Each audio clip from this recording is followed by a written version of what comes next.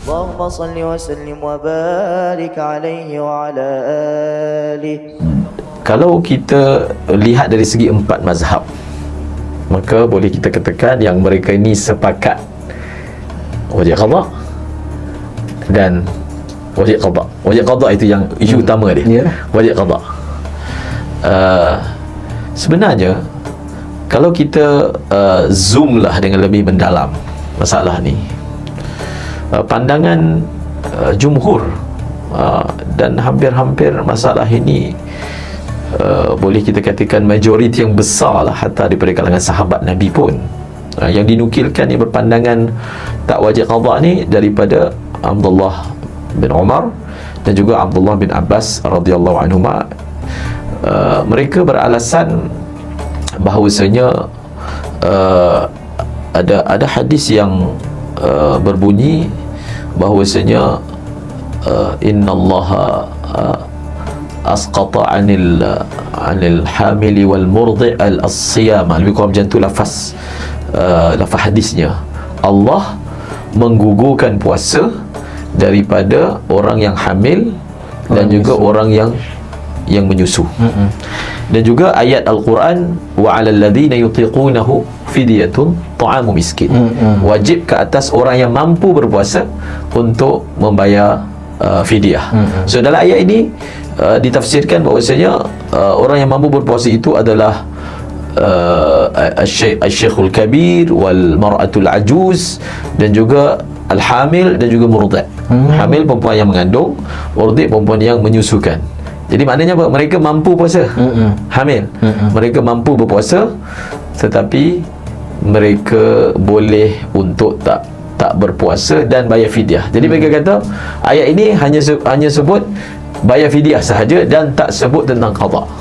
Jadi kita kata ayat ini, bukan kita lah, jumhur kata memang ayat ini tak sebut tentang kena qada ataupun tidak. Tak sebut. So tak sebut, tak semestinya mereka kata ternafi. Ayat itu mengatakan ternafinya qada. Kerana ayat itu hanya nak memfokuskan tentang pembayaran fidyah. Kena bayar fidyah. Kalau puasa tu sebab takut kat anak, kalau takut kat diri sendiri, dia tak perlu bayar fidyah. Takut kat anak, kena bayar fidyah tambahan. Maksud kau mampu berpuasa tapi tak berpuasa, bayar fidyah. Dan kaedah tentang siapa tak puasa perlu qada, itu kaedah standard. Itu kaedah standard, tak perlu sentuh. Seolah-olahnya ayat itu mengisyaratkan bahawasanya tak perlulah nak terangkan tentang isu qada, kerana isu qada itu disebut dalam ayat yang lain. Wa in kuntum marda, ayat apa ni, maridan aw ala safarin fa'iddatum min ayyamin ukhar, faman kana minkum maridan aw ala safarin fa'iddatum min ayyamin ukhar. Ini kaedah standard, ini demi usul je. Siapa sakit dan musafir, maka diganti hari yang lain. Maksudnya orang yang sakit, cuba tengok, orang yang sakit ni dia punya masalah dia tu pada diri dia sendiri.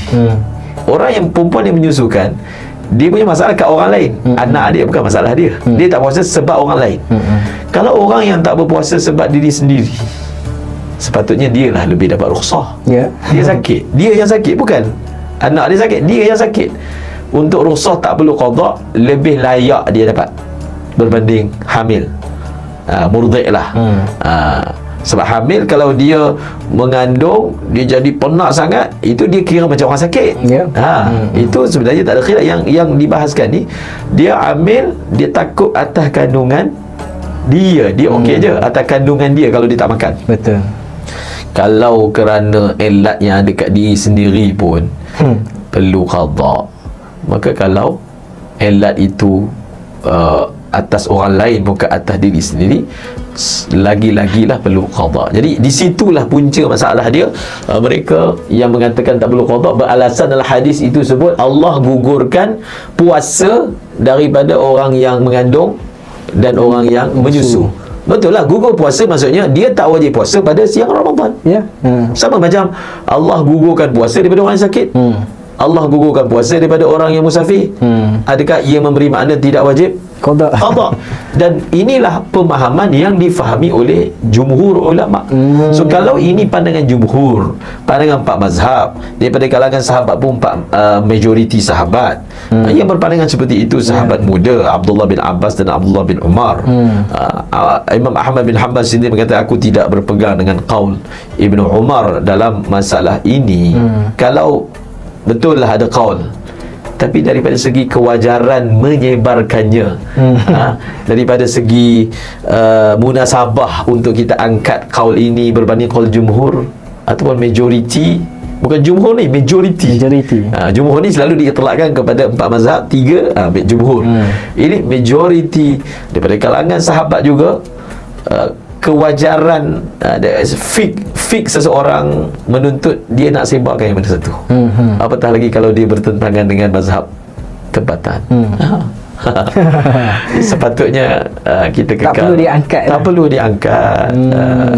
diangkat dan cukuplah rukhsah untuk orang hamil. Dia tak wajib puasa waktu itu, cukuplah rukhsah. Tak ada dia tak wajib puasa masa itu, tapi qada itu telah bernaung pada hukum asal lah. Dan dia fair. Dia tetap adil. Kau nak buka, boleh buka. Walaupun bukan kamu yang masyaqqahnya, anak yang akan datang masyaqqah. Sedangkan sebenarnya perempuan yang menyusu, dia boleh je bagi anak tu orang lain susu. Kan? Ada botol susu. Ada botol susu. Tetapi syariat bagi juga. Cuma boleh buka puasa je lah. Boleh buka puasa, tapi kena bayar fidyah sebab kamu berbuka kerana orang lain. Dan qada. Dan itu adalah suatu jelmaan penampakan keadilan, fair. Okey, boleh, tapi qada lah. Puasa itu tidak pernah gugur dengan sebab kamu mengandung dan sebab kamu menyusu. Jadi qaul Ibnu Abbas, qaul Ibnu Umar ni memang ada, sabit, diketahui oleh 4 mazhab. Sudah pasti. Tetapi mereka menilai untuk tidak berpegang dengan pandangan ini kerana ada hujah lain di sisi mereka. Hujah yang lain adalah hujah ayat Al-Quran.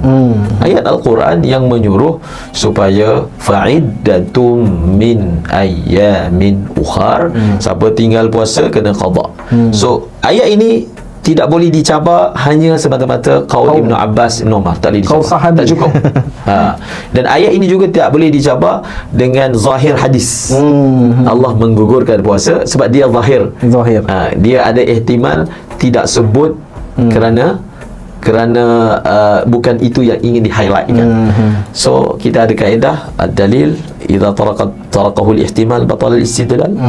Dalil kalau ada ihtimal tak boleh digunakan. Ayat Quran ini memang boleh kita kata ayat yang nas. Ayat yang jelas, ayat yang zahirnya umum. Maka dengan nas-nas yang bersifat zahir, apatah lagi boleh ditanggung sesuai dengan ayat Al-Quran, itulah yang sepatutnya dilakukan, dan itulah yang telah dilakukan oleh para ulama mazhab. Jadi lebih selamatnya kita bersama dengan ulama-ulama yang ramai ini.